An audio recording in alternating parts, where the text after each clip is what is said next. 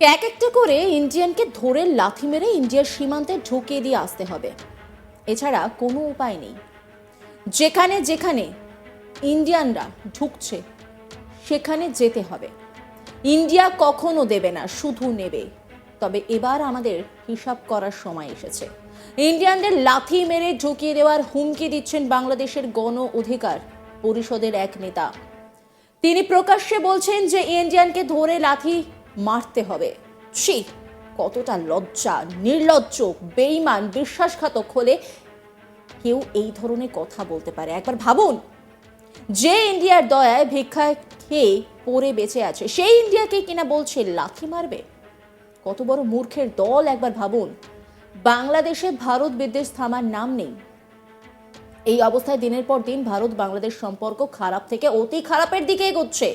এই অবস্থায় বাংলাদেশের গণ অধিকার পরিষদের যুগ্ম সদস্য সচিব তারেক রহমান সংবাদ মাধ্যমের সামনে বিস্ফোরক মন্তব্য করেছেন। তিনি জানান, এক একটা করে ইন্ডিয়ানকে ধরে লাথি মেরে ইন্ডিয়ার সীমান্তে ঢুকিয়ে দিয়ে আসতে হবে, এছাড়া কোনো উপায় নেই। যেখানে যেখানে ইন্ডিয়ানরা ঢুকেছে সেখানে যেতে হবে। ইন্ডিয়া কখনো দেবে না, শুধু নেবে। তবে এবার আমাদের হিসাব করার সময় এসেছে।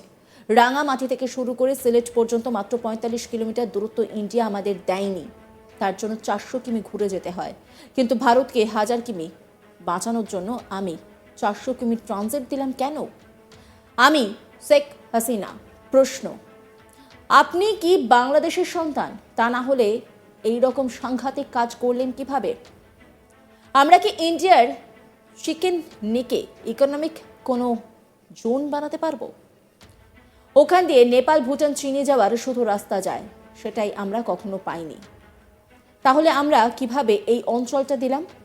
আমরা যেটা করছি এটা ক্লাসরুম। ইন্ডিয়া নিজেদের সুবিধার জন্য চট্টগ্রাম বন্দরের অ্যাক্সেস নিল। তারেক রহমান তিনি ঠিক কি বলেছেন শোনাব আপনাদের। রাঙ্গামাটি থেকে শুরু করে সিলেট পর্যন্ত মাত্র 45 কিলোমিটার দূরত্ব। এই 45 কিলোমিটার দূরত্ব দেখেন, ইন্ডিয়া আমাদেরকে দেয় নাই যে এদিকে রাস্তায় গেলে 45 কিলোমিটার, যদি ঘুরে যেতে হয় চট্টগ্রাম দিয়ে রাঙ্গামাটি থেকে ৪০০ কিলোমিটার যেতে হয়, ৪০০ কিলোমিটার। আমার কথা হলো, আমি ভারতের কাছে ৪৫ কিলোমিটার পাইলাম না, কিন্তু ৪০০ কিলোমিটার ঘুরে যাচ্ছি। কিন্তু ভারতকে ১৫০০ কিলোমিটার বাঁচানোর জন্য আমি ৪০০ কিলোমিটারের ট্রানজিট দিলাম কেন? যেই ফেনী চট্টগ্রাম মিরসরাইয়ে ইকোনমিক জোন দিয়েছে শেখ হাসিনা, আমি একটা শেখ হাসিনাকে জিজ্ঞাসা করছি, আপনি কি এই বাংলাদেশের সন্তান? এরকম সাংঘাতিক কাজ করলেন কিভাবে? কিভাবে করলেন? আমরা কি পারবো ইন্ডিয়ার যে চিকেন নেক রয়েছে সেখানে গিয়ে একটা ইকোনমিক জোন বানাতে? ওইখান থেকে শুধুমাত্র যাওয়া আসার রাস্তা যায়, নেপাল, ভুটান, চায়নায় যাব, সেটাই আমরা কখনো পাইনি। তাহলে এইখানে আমরা ফেনী মিরসরাইয়ে কিভাবে এই অঞ্চলটা দিলাম? প্রিয় ভাইয়েরা, এভাবে হবে না। আমরা যেটা করছি এটা ক্লাসরুম। আমাদেরকে ওই অর্থনৈতিক অঞ্চলে যেতে হবে, একটা একটা করে ইন্ডিয়ানকে ধরে লাথি মেরে ইন্ডিয়ার সীমান্তে ঢুকাই দিয়ে আসতে হবে। উপায় নাই। শুধু তাই নয়, মংলা বন্দরে যেতে হবে আমাদেরকে, আমাদের অনেক কাজ। চট্টগ্রাম বন্দরে যেতে হবে, যেখানে যেখানে ইন্ডিয়ানদের ঢুকেছে সেখানে। দেখেন, ইন্ডিয়া তার সুবিধার জন্য, নিরাপত্তার জন্য কি করলো? চট্টগ্রাম বন্দরের অ্যাক্সেস নিল, মংলা বন্দরের অ্যাক্সেস নিল, তাই না? অথচ এখানে ভুটান, নেপাল রয়েছে, তারা দীর্ঘদিন বলেছে তারা একটু বাংলাদেশের চট্টগ্রাম বন্দর ব্যবহার করে, মংলা বন্দর ব্যবহার করে তাদের দেশে মালামাল দিবে।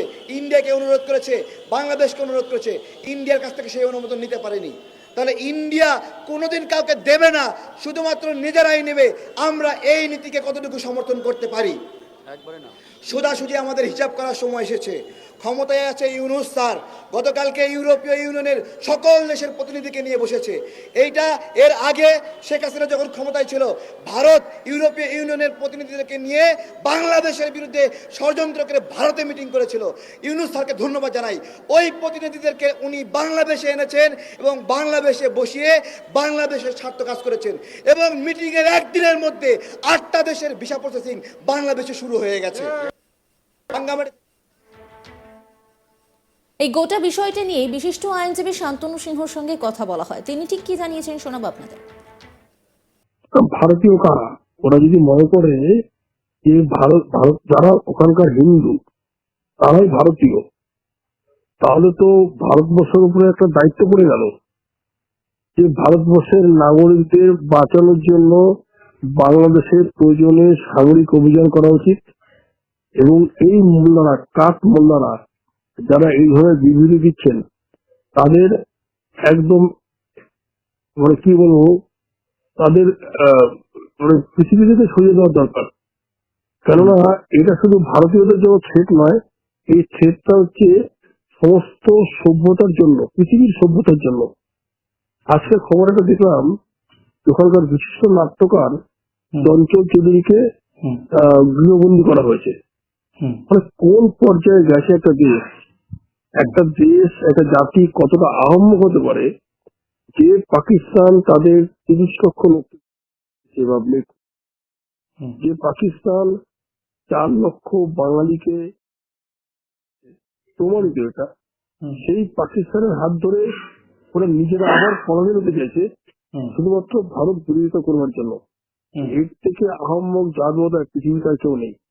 তাই সভ্য জগতে বাঁচতে হলে, পৃথিবীতে সভ্যতা বাঁচিয়ে রাখতে হলে বাংলাদেশে মুসলমানহীন একটা পৃথিবী দরকার। শান্তনু, আমি আরেকটা প্রশ্ন করবো জাস্ট, সেটা হচ্ছে যে আমরা দেখলাম যে ভারতের বিদেশ সচিবও গেলেন বাংলাদেশে, এবং আমরা দেখলাম যে একটা আলোচনা হলো দুই দেশের মধ্যে। কিন্তু আমরা দেখতে পাচ্ছি যে একের পর এক এই ধরনের উস্কানিমূলক মন্তব্য বাংলাদেশ করছে, কিন্তু এটার মাধ্যমে তারা কি বার্তা দিতে চাইছে? বার্তাটা একটা, তোমাকে একটা জিনিস বুঝতে হবে, বাংলাদেশে এই মৌলবাদকে বাঁচিয়ে রাখতে হলে এই মৌলবাদটা কিন্তু শুধু বাংলাদেশের আজকের নয়, এটা যখন বাংলাদেশ হয়েছে তখন থেকে এই মৌলবাদ। কেননা বাংলাদেশ হওয়ার পরে কিন্তু সুরাবুদ্দি পার্কটা কিন্তু পাল্টে যায়নি। যে সুরাবুদ্দি কলকাতা দাঙ্গার মূল নায়ক, যে সুরাবুদ্দির আমলে নোয়াখালীতে হিন্দু নিধনের বড় ঘটনা ঘটেছিল, তা সেই সুরাবুদ্দির পার্কের নামে বিরাট বড় পার্ক করা হয়েছে। বাংলাদেশে যে রামলার কালী মন্দির, তার জায়গা ছোট করে দেওয়া হয়েছে, সেখান থেকে কেটে দিয়ে সুরাবুদ্দি পার্ক হয়েছে। বাংলাদেশের ট্রেনগুলো তুমি যদি যাও, বাংলাদেশ ভিজিট করো, আমি কয়েকবার গিয়েছি, বাংলাদেশের সমস্ত ট্রেনের রং কিন্তু সবুজ। সবুজ কেন? এটা পাকিস্তানের আমল থেকে সবুজ। কেন সবুজ? কারণ সবুজ হচ্ছে ইসলামের সবচেয়ে প্রিয় রং। মৌলবাদটা বাংলাদেশে চিরদিনই ছিল, এটা আজকে প্রকাশ পাচ্ছে, আর বেশি করে প্রকাশ পাচ্ছে সোশ্যাল মিডিয়ার দৌলতে।